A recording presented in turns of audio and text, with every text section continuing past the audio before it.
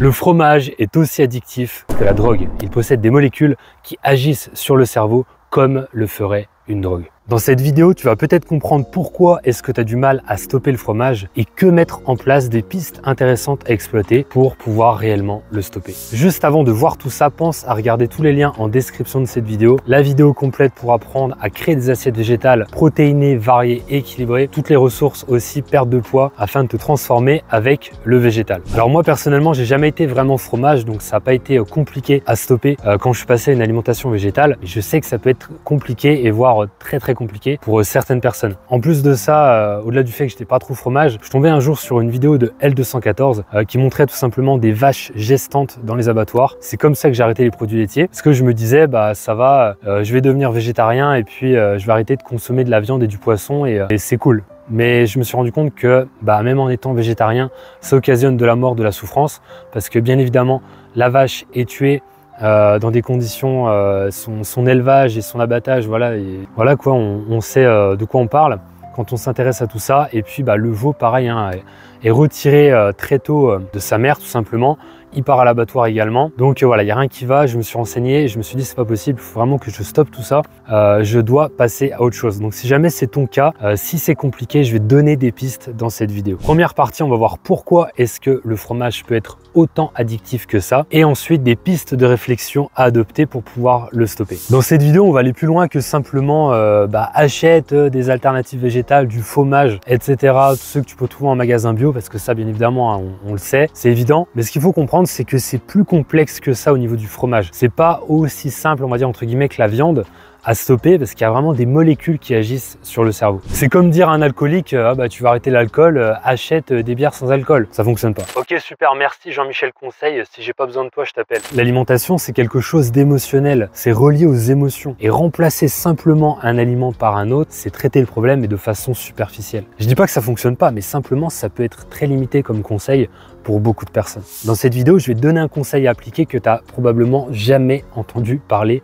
la neuroassociation mentale, donc reste bien jusqu'à la fin. Première partie, pourquoi est-ce que le fromage est autant addictif? On a la composition, l'aspect et d'autres facteurs similaires qui entrent en jeu. Déjà, le fromage est riche en umami, c'est une saveur qui est assimilée au plaisir par le cerveau. Le umami est une des 5 saveurs de base avec le sucré, l'acide, l'amer et le salé. Il provient du glutamate, un acide aminé naturellement présent dans certains aliments. Le umami est une saveur riche et satisfaisante qui est détectée par des récepteurs spécifiques sur la langue qui est envoyée au cerveau et assimilée au plaisir. On a la texture fondante et crémeuse du fromage qui entre en jeu. Et ça active des récepteurs sensoriels qui assimilent cette texture fondante à quelque chose de plaisant, à une expérience plaisante. On a en plus, comme je te disais en introduction, des molécules qui agissent sur le cerveau comme une drogue. Le corps possède des enzymes digestives qui sont des éléments ayant le rôle de décomposer les aliments en nutriments. Ces enzymes digestives vont décomposer un acide aminé qu'on appelle la caséine dans le fromage en des éléments qu'on appelle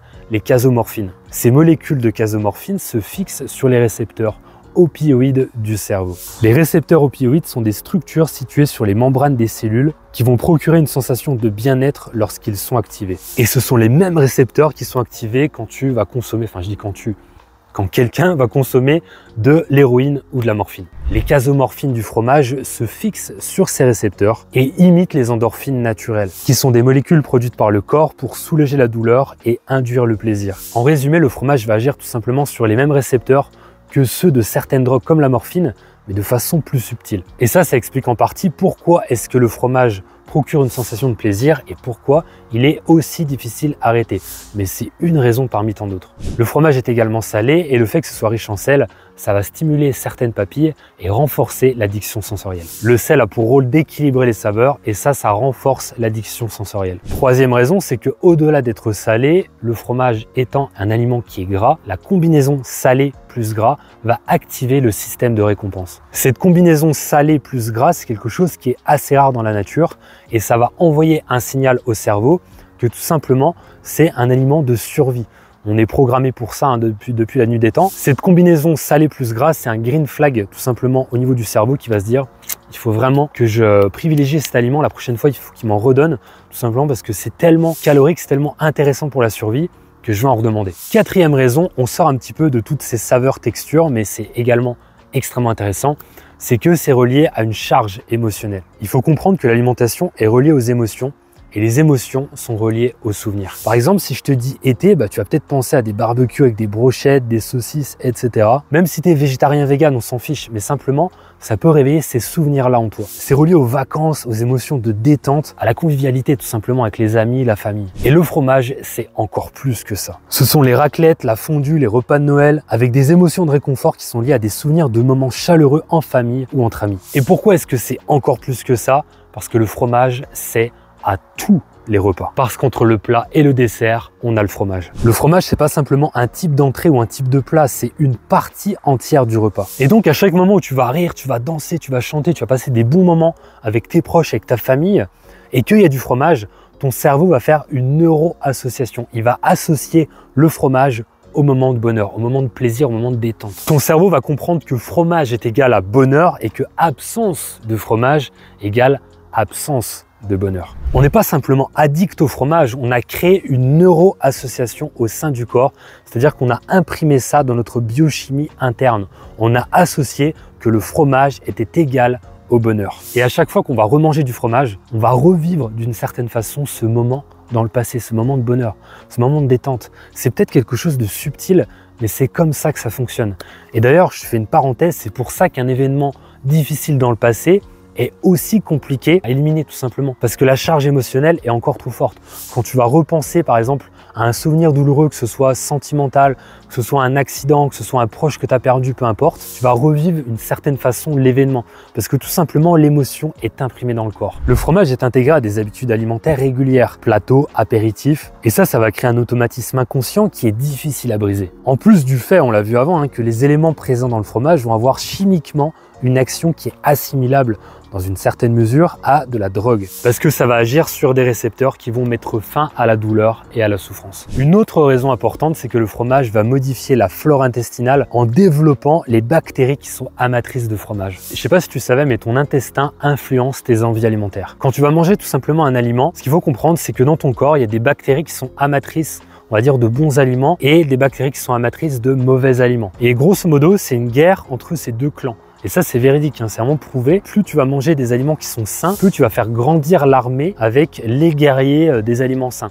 Et idem, inversement, plus tu vas manger des aliments qui sont néfastes, tu vas faire grossir cette armée et l'armée va envoyer des signaux au cerveau pour dire on veut encore plus de ces aliments-là, on est plus nombreux, on est en plus grand nombre, donc c'est nous qui prenons le pouvoir. Et c'est exactement comme ça que ça fonctionne dans le corps. Et donc, il n'y a aucune raison pour que ça ne se passe pas comme ça pour le fromage. Tu comprends bien que si tu manges plus de fromage, tu vas développer ces bactéries qui sont amatrices de fromage, qui vont envoyer le signal au cerveau pour redonner du fromage. Et là, c'est un cercle vicieux qui se met en place. Et ça, je trouve ça très intéressant parce que ça permet de prendre conscience de ce qui se passe au sein du corps en temps réel. Ok, deuxième partie, comment stopper le fromage? Premièrement, remplacer le goût umami. Tu vas pouvoir trouver ça dans la levure nutritionnelle qui est riche en glutamate naturel ou avec des ingrédients comme le miso, les champignons shiitake ou les tomates séchées. Ensuite, tout ce qui va être crémeux comme par exemple les purées de noix, tout ce qui va être cajou, purée de cajou, purée d'amandes, les crèmes végétales ou le tofu soyeux pour imiter la texture onctueuse. Pour tout ce qui va être gras salé, ça va être les noix, le tahini, les huiles végétales comme l'huile de noix, l'huile de sésame qui apportent le même plaisir sensoriel. Alors bien évidemment, tu vas me dire, ouais, mais c'est pas en mangeant des noix et puis des tomates séchées que je vais arrêter le fromage. Je le conçois totalement. En fait, ce que je veux te dire par là, c'est prendre conscience en fait des éléments qui entrent en jeu, de conscientiser un petit peu, d'intellectualiser ce qui se passe réellement dans le corps et les éléments vraiment qui entrent en jeu et qui vont faire que c'est difficile de stopper le fromage.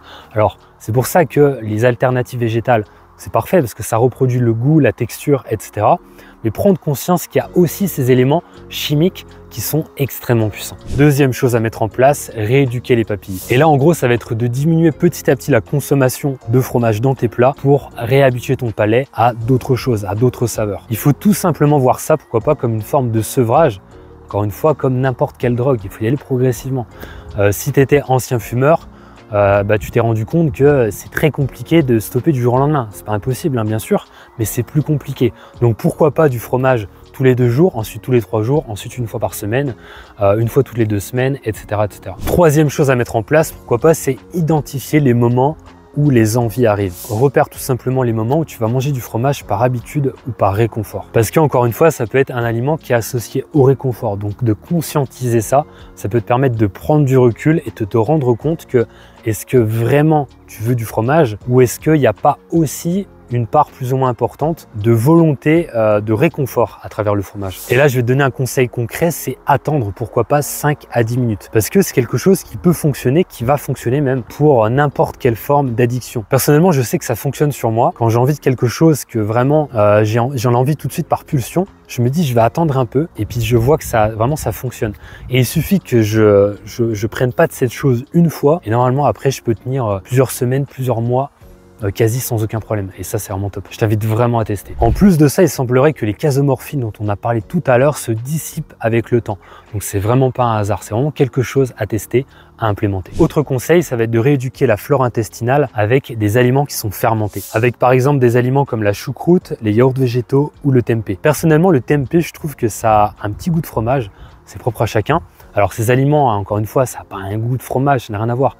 Mais simplement, ça va développer encore une fois ta flore intestinale et ça va aider dans le processus pour te permettre de stopper le fromage. Ok, maintenant, on va entrer dans quelque chose de complètement différent. C'est utiliser ton cerveau pour pouvoir hacker ça et stopper définitivement le fromage. C'est un exercice que tu vas pouvoir démarrer en cliquant sur le lien dans ma bio. Il faut comprendre que si le fromage est quelque chose qui est difficile à stopper, c'est parce que ton cerveau a associé le fromage à une récompense immédiate. C'est pas qu'une question de volonté, c'est une question de neuro-association. Chaque bouchée de fromage va activer le circuit de la dopamine, ce qui va renforcer une habitude ancrée depuis des années, voire des dizaines d'années. Mais la bonne nouvelle, c'est quoi? C'est que tu peux tenter de faire un exercice de PNL, de programmation neuro-linguistique. Donc c'est tout simplement une reprogrammation de ton système nerveux pour te permettre de te désidentifier et de cette addiction au fromage et de pouvoir la contrôler, de mieux la contrôler avec le temps. En fait, tu vas jouer sur tes émotions, tu vas utiliser la visualisation, tu vas utiliser aussi les émotions, tu vas changer le paradigme où se place le fromage en termes d'association mentale pour te permettre de le diminuer, voire de le stopper. Que tu sois perplexe ou pas là-dessus, de toute façon, tu n'as rien à perdre de tenter. Donc autant essayer ça et me dire ce que ça a donné. Je t'ai préparé un exercice de visualisation pour modifier la perception que tu as du fromage. Il faut savoir que le cerveau ne fait pas la distinction entre une situation qui est imaginée